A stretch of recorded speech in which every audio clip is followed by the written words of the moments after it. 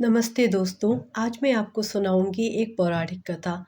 कथा का नाम है जब सत्यभामा को हुआ रूप का घमंड।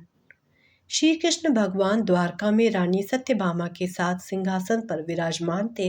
निकट ही गरुड़ और सुदर्शन चक्र भी बैठे हुए थे।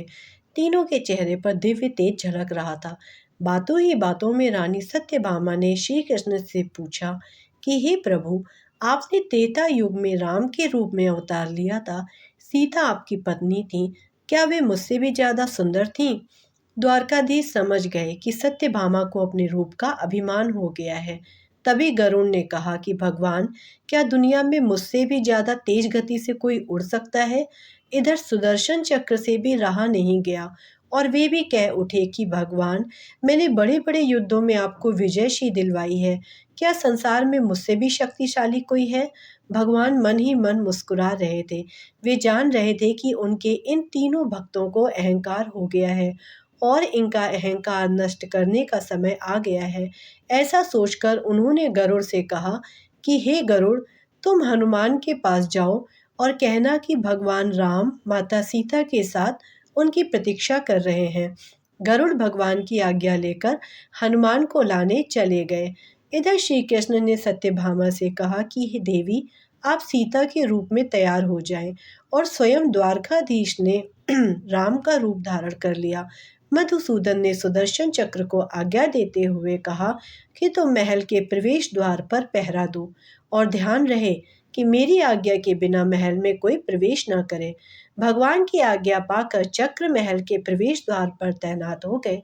गरुड़ ने हनुमान के पास पहुंचकर कहा कि हे वानर श्रेष्ठ, भगवान राम माता सीता के साथ द्वारका में आपसे मिलने के लिए प्रतीक्षा कर रहे हैं। आप मेरे साथ चलें, मैं आपको अपनी पीठ पर बैठा कर शीघ्र ही वहां ले जाऊंगा। हनुमान ने विनय पूर्वक गरुड़ से कहा, आप चलिए, मैं आता हूँ। गरुड़ ने सोचा, पता नहीं यह बूढ़ा वानर कब पहुंचेगा। खैर, मैं भगवान के पास चलता हूँ। यह सोचकर गरुड़ शीघ्रता से द्वारका की ओर उड़े। पर यह क्या, महल में पहुंचकर गरुड़ देखते हैं कि हनुमान तो उनसे पहले ही महल में प्रभु के सामने बैठे हैं। गरुड़ का सिर लज्जा से झुक गया। तभी श्री राम ने हनुमान से कहा कि पवन पुत्र, तुम बिना आज्ञा के महल में कैसे प्रवेश कर गए? क्या तुम्हें किसी ने प्रवेश द्वार पर रोका नहीं? हनुमान ने हाथ जोड़ते हुए सिर झुकाकर अपने मुंह से सुदर्शन चक्र को निकालकर प्रभु के सामने रख दिया। हनुमान ने कहा कि प्रभु, आपसे मिलने से मुझे इस चक्र ने रोका था, इसलिए इसे मुंह में रख मैं आपसे मिलने आ गया। मुझे क्षमा करें। भगवान मन ही मन मुस्कुराने लगे। हनुमान ने हाथ जोड़ते हुए श्री राम से प्रश्न किया, हे प्रभु, आज आपने माता सीता के स्थान पर किस दासी को इतना सम्मान दे दिया कि वह आपके साथ सिंहासन पर विराजमान है? अब रानी सत्यभामा का अहंकार भंग होने की बारी थी।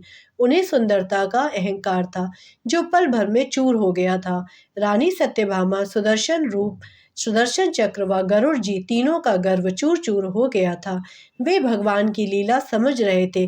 तीनों की आंखों से आंसू बहने लगे और वे भगवान के चरणों में झुक गए। अद्भुत लीला है प्रभु की। अपने भक्तों के अहंकार को अपने भक्त द्वारा ही दूर किया उन्होंने। सार, जीवन में कभी भी अहंकार नहीं करना चाहिए। जरूरी नहीं है कि आज जो आपके पास है वह कल भी होगा। अपने अंदर जरा सा भी अगर अहंकार आने लगे तो स्वयं ठाकुर जी हमसे दूर हो जाते हैं। ठाकुर जी को निस्वार्थ भक्तों की ही जरूरत है।